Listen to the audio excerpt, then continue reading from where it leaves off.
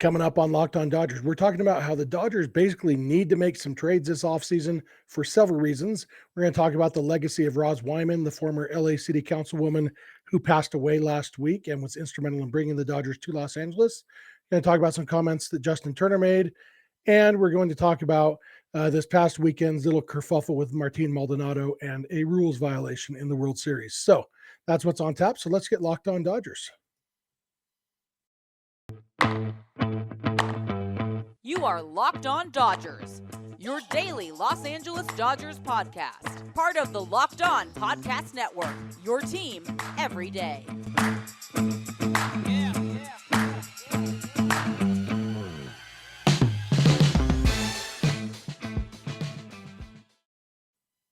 Hello, Dodger fans. This is Locked On Dodgers, part of the Locked On Podcast Network, your team every day. Thank you for making Locked On Dodgers your first listen every weekday morning. Remember, this show is free and available on all podcast platforms and on YouTube simply by searching for Locked On Dodgers. Or even better, go and subscribe wherever you're watching or listening right now, and then you will never miss a day because you know we're not going to. If this is your first time watching or listening, I am Jeff Snider. My co-host is Vince Samperio, but it's been just me this week. Vince is off covering the World Series for his day job, so you get me one more day, and then hopefully Vince and I will be back together next week. Vince and I are both lifelong Dodger fans, just like you are. We've also both spent time covering the Dodgers in the press box and the locker room, so we're not quite insiders, but we bring you the smart fans perspective on our boys in blue every weekday morning. Today's episode is brought to you by BetOnline. BetOnline has you covered this season with more props, odds, and lines than ever before. BetOnline, where the game starts. And where this podcast starts is I just want to talk a little bit about the Dodgers 40-man roster because the more I've been looking at it, the more I've been realizing that the Dodgers are going to have to make some trades this offseason. And obviously they're going to have to do some things because currently they don't have a starting rotation. They don't have a left side of the infield. They may not have a center fielder. There's plenty of work to be done. But that doesn't necessarily mean trades because that can be done in free agency. It can be done a few different ways. But as I've been looking at the Dodgers' current 40-man roster and near future 40-man roster, basically they have to make some trades just because there's going to be a roster crunch. And I'll tell you what I mean. Right now, the Dodgers have, well, once free agency starts, the Dodgers will have 37 players on their 40-man roster. That's currently at 46. They have 9 guys who are going into the free agency.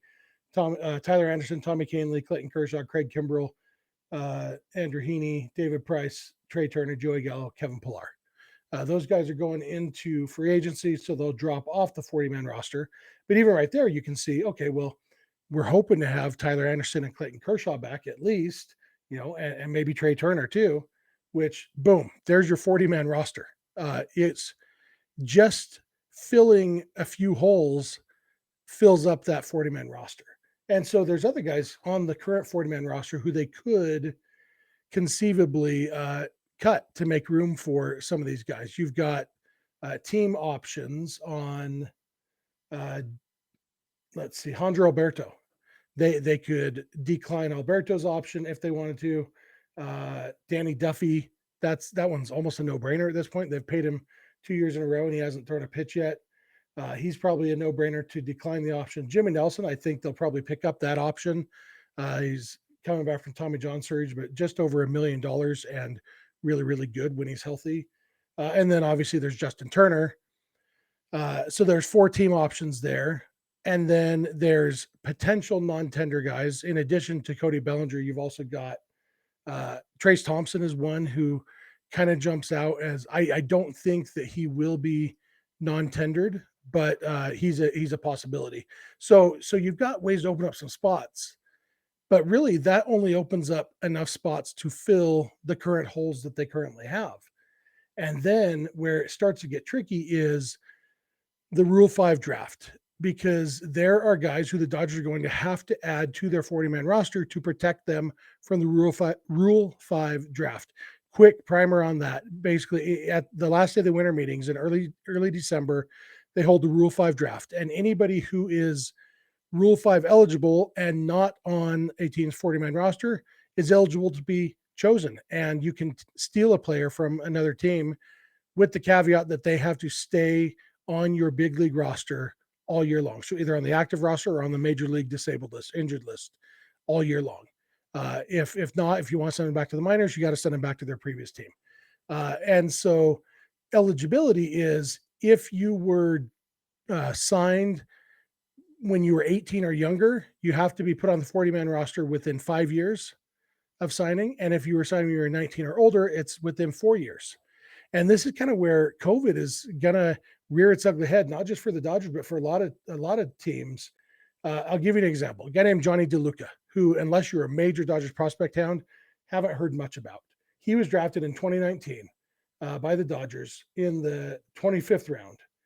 He played in 2019 in rookie ball in Arizona, and then COVID happened. No minor league season in 2020, but that still counts towards Rule 5.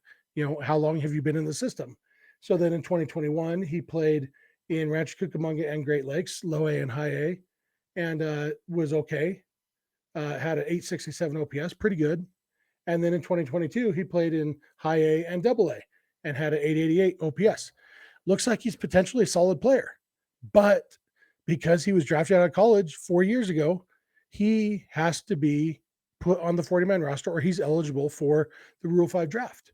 And Johnny DeLuca is kind of I used him on purpose because he's a tough case, because probably he doesn't get taken because of that caveat that the team that takes him has to leave him on the 40-man or on the active roster in the big leagues all year long. So maybe he doesn't get taken, but he might. And you've got some of these fringe guys. There's some guys who are easy choices. Diego Cartaya, he will be Rule 5 eligible. They have to put him on the 40-man roster. So he's going to be on the 40-man roster. Obviously, Michael Busch, same thing, no question. Andy Pajes, he's going on the 40-man roster. There's guys who are a little bit more fringy, like Johnny DeLuca, Jose Ramos, Carlos Duran, Ryan Noda, an interesting one. He's got a lot of power. They've got a lot of these guys who it's like, okay, and that's where they have to play the game of, well, do we think this guy's going to get chosen? And they're also being bitten by last year's Rule 5 draft that didn't happen. And if they had had a crystal ball and known last year's Rule 5 draft wasn't going to happen, then they wouldn't have put Jorge Vivas or Eddie's Leonard or the best one of the group that I can't remember, the shortstop. It'll come to me in a second once I stop trying to think of it. But they added these three guys to their 40-man roster last year to protect them from the Rule 5 draft. And then the Rule 5 draft got canceled because of the lockout. And so it didn't happen. And those guys are on the 40-man roster and didn't need to be. Of course, they would have been eligible again this year. So maybe the Dodgers are in the same crunch. But what that means is the Dodgers are going to have to clear some of these spots, either guys who are currently on the 40-man roster or some of these guys who are potentially going to be added to the 40-man roster. So I'm going to come back in just a minute, and I'm going to talk about a few guys who I think are possibilities to be traded this offseason, either because they need the spot on the 40-man roster, or the other reason that guys might get traded is simply there's just not a place for them in the organization anymore. So I'll be back in just a minute to talk about that. I want to thank you for making Locked On Dodgers your first listen every weekday morning, and please keep it Locked On Dodgers. BetOnline.net is your number one source for betting football and the start of the new basketball season. Find all the latest player developments, team matchups, news, podcasts, and in-depth analysis on every game. And as always, BetOnline remains your continued source for all your sports wagering information, with live betting and up-to-the-minute scores for every sport out there. The fastest and easiest way to check in on all your favorite games and events, including MLB, MMA, boxing, and golf. Head to the website today or use your mobile device to learn more. BetOnline, where the game starts. All right, I am back. I want to thank you again for making Locked On Dodgers your first listen every weekday morning. It really does mean a lot to us. Love to hear your thoughts. If you're watching on YouTube, love to hear your comments in the YouTube comments section. If you're listening on the podcast, love to hear your thoughts on social media. I want to thank all of you who reached out after yesterday's episode. That one was the episode about Yasiel Puig. If you haven't listened, I think it turned out pretty well. I think there was a lot of insight into Yasiel Puig, and I enjoyed doing it, and I've really appreciated it. I've gotten a lot of feedback from a lot of you, and I really appreciate that from all of you. It does mean a lot to me to know you're listening, and I hope that I did justice to a sensitive topic. So going back to what we were talking about, excuse me one sec. It's so hard when Vince and I are together and I need to cough. I can just, make Vince start talking and I can hit mute, and you guys never know. I flash up the window so it's only Vince, and you guys don't even see me coughing. But if you're on the podcast, that silence was me coughing while on mute. Anyway, I'm sure it looked really nice on the YouTubes. But like I said, going to the break, there are some guys who the Dodgers are going to need to trade, either because the alternative is losing them for nothing. One guy, I'll just jump right in with that.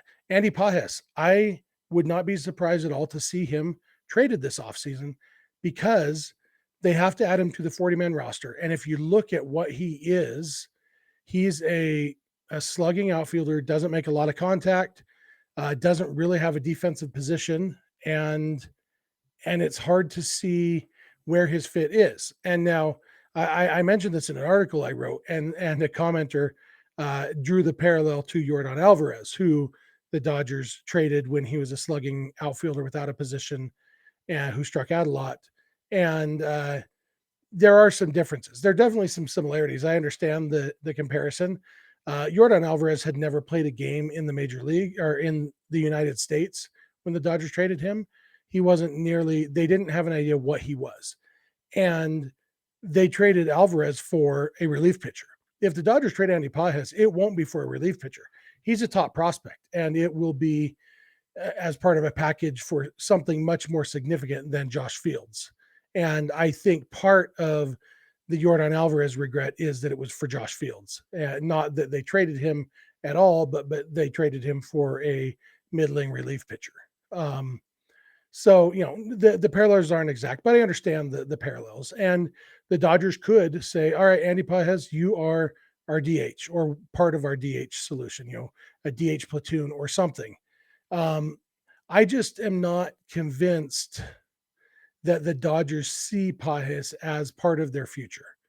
And if that's the case, this offseason is the time to trade him before you have to add him to the 40-man roster. So he's a guy who I wouldn't be surprised at all to see him traded. Other guys, some of these, Pages is less of a fringe guy. He's a guy who, if he's in the organization, he will definitely be added to the 40-man roster.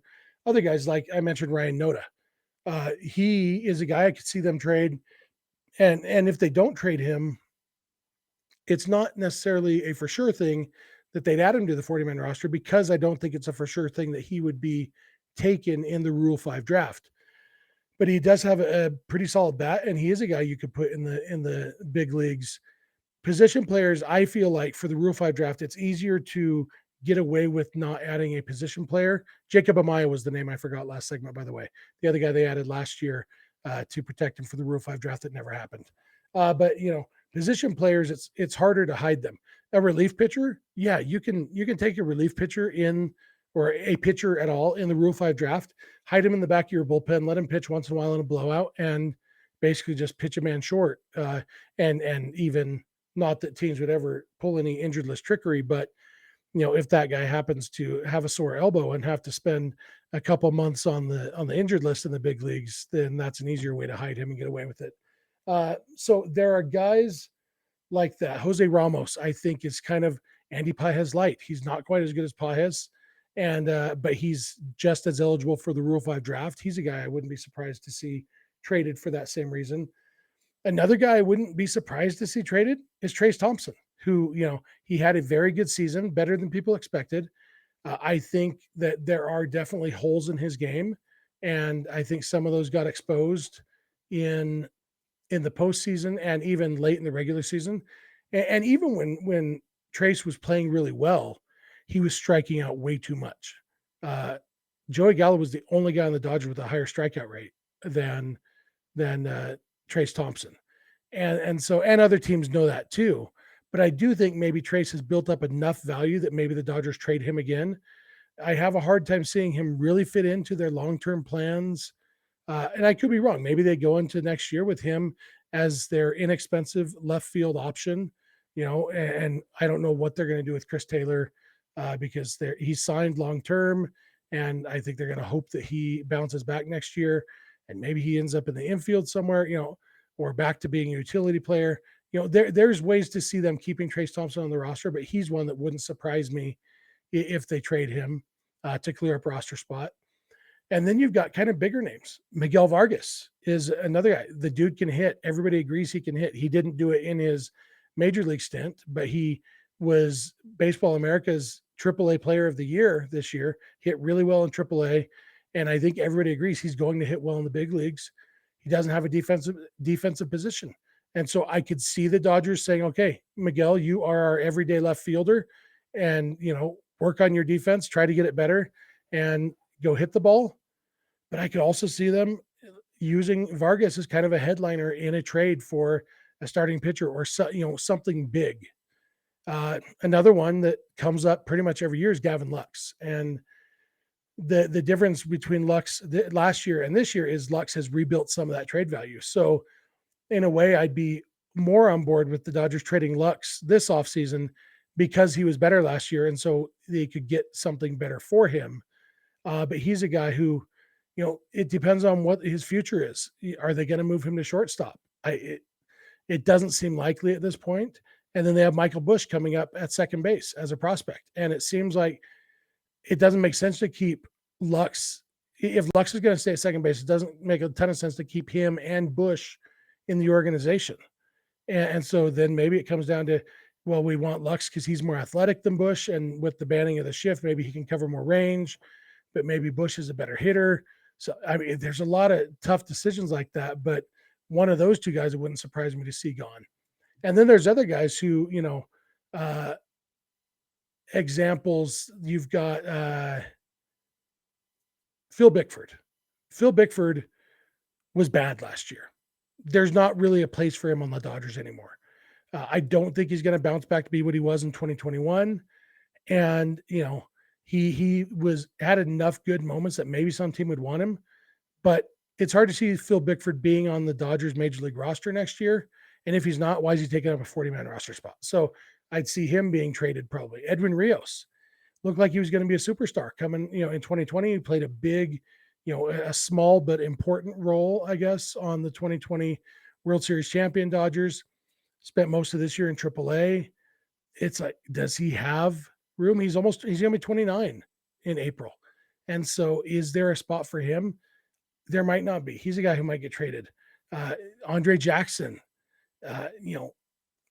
probably as ready as he's ever going to be for the big leagues, but I don't think he's good enough to break the Dodgers starting rotation, but he probably is good enough to start for some other teams. And so, he's maybe a trade candidate because if there's not a role for him, he shouldn't be taking up a 40-man roster spot. So guys like that. And so a lot of decisions come up for the Dodgers front office this offseason because in addition to filling their own holes, they have a roster crunch and they're going to need to make some trades. Before I go to break, just want to talk about, one other little thing. Justin Turner was on the Rogan and Rodney show on Thursday, and he said again that the Dodgers haven't reached out to him yet, so he doesn't know what's going to happen. And Fred Rogan asked him, if this goes sideways, if the Dodgers don't bring you back, would you be interested in going somewhere else to play? And JT said, I definitely want to continue to play. I'm hoping everything works out and it's in a Dodger uniform. My career's taken off here. Our foundation's been doing wonderful things here, and we want to continue that. It would be great to end my career as a Dodger, but things don't always go as planned, and we don't know what's going to happen. But I do still feel like I love playing the game. I love going out there every day.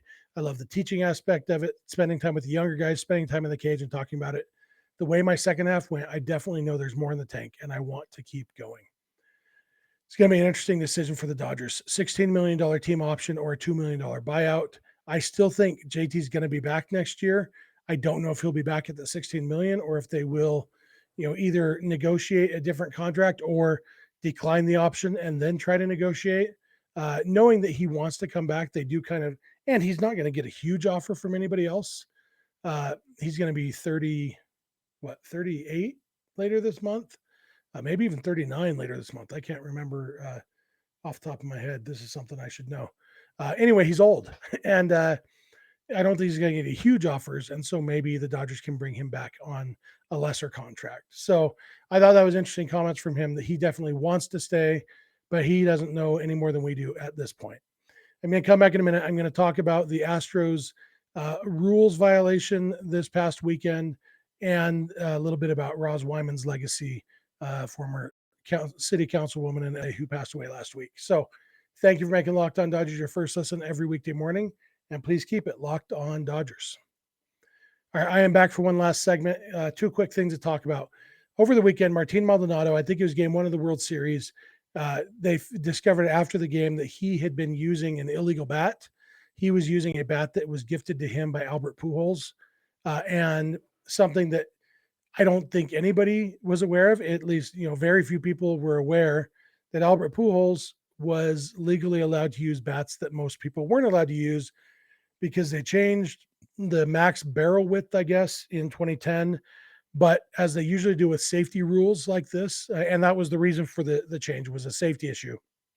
And as usual, they grandfathered in anybody who was already using the now banned equipment.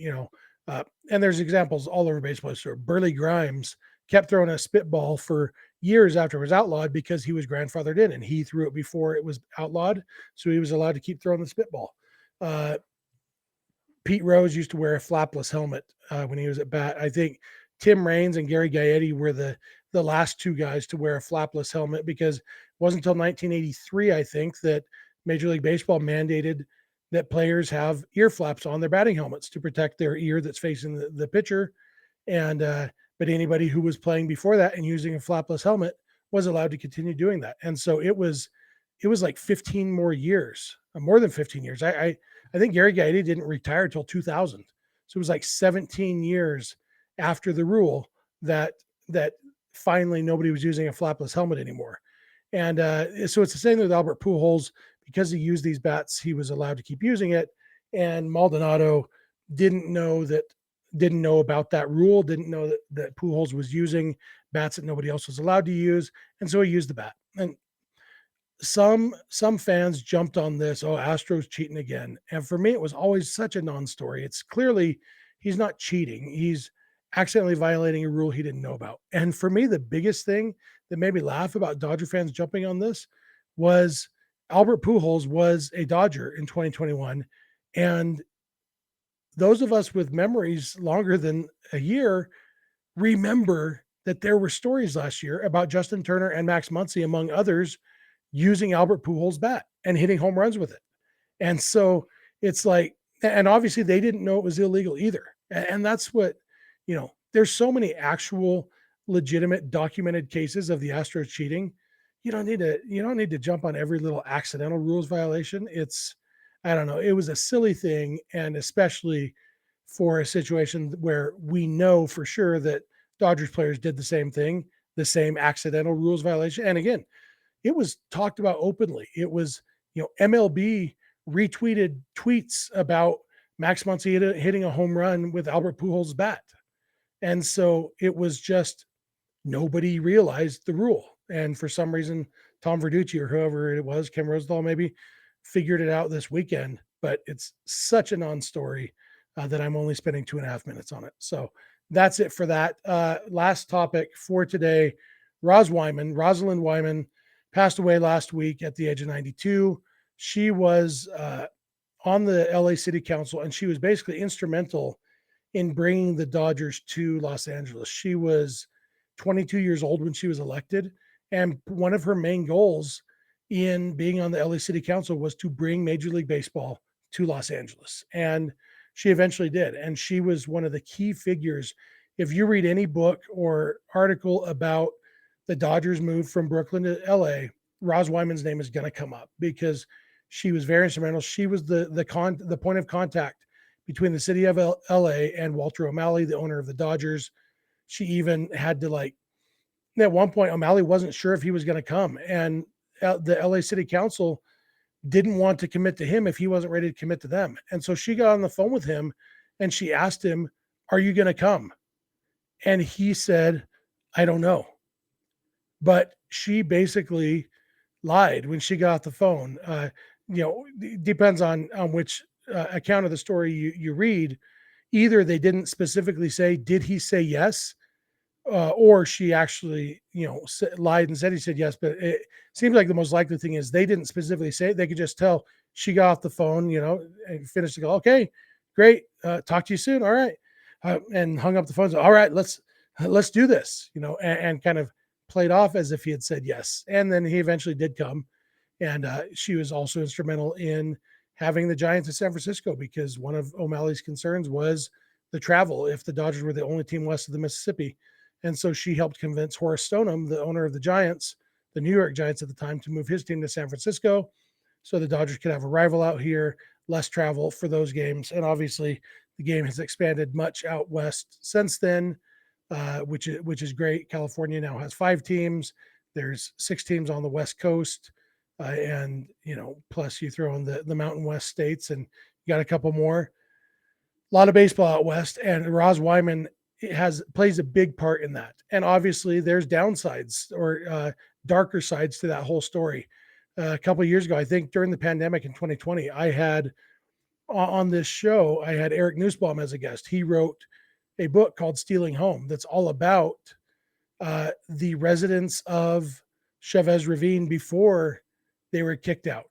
And, where Dodger Stadium now stands used to be 3 little communities, thriving communities, mostly Mexican residents, and they were displaced. And they were displaced for the most part long before Roz Wyman was even on the city council, and long before Walter O'Malley was thinking about coming west.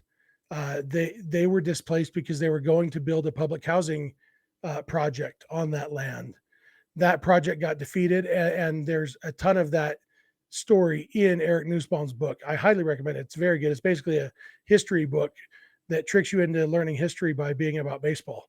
And great stuff. And if you want to go back and listen to our episode with Eric Nussbaum, it was sometime, I know it was during the pandemic. I think it was May or June of 2020 that you can listen to my conversation with him about the book. But,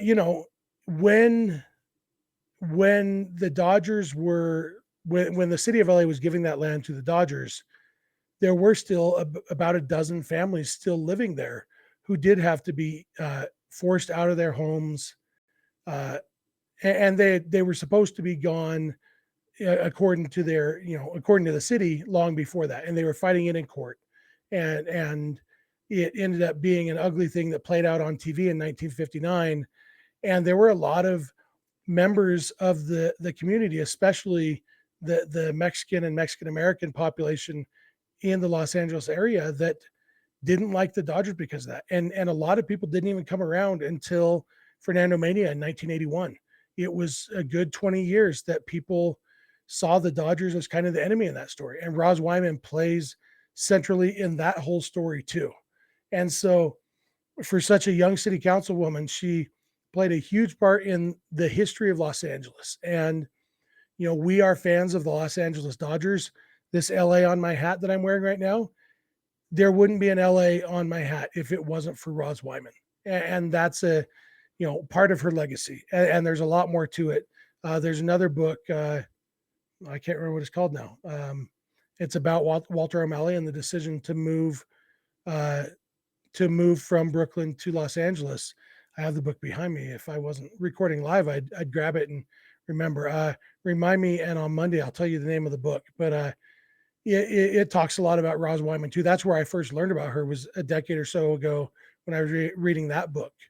And a lot of interesting stuff about her. She spent 15 or so years on the LA City Council and was active in politics and active in Dodger fandom the rest of her life. Had season tickets for a long time at Dodger Stadium. She's been involved in ceremonies at Dodger Stadium. She was very close with Tommy Lasorda and others. Roz Wyman passed away at age 92 and has a legacy that is way too complex to do it justice, even in a full half-hour episode of this show, let alone the 6 minutes I have.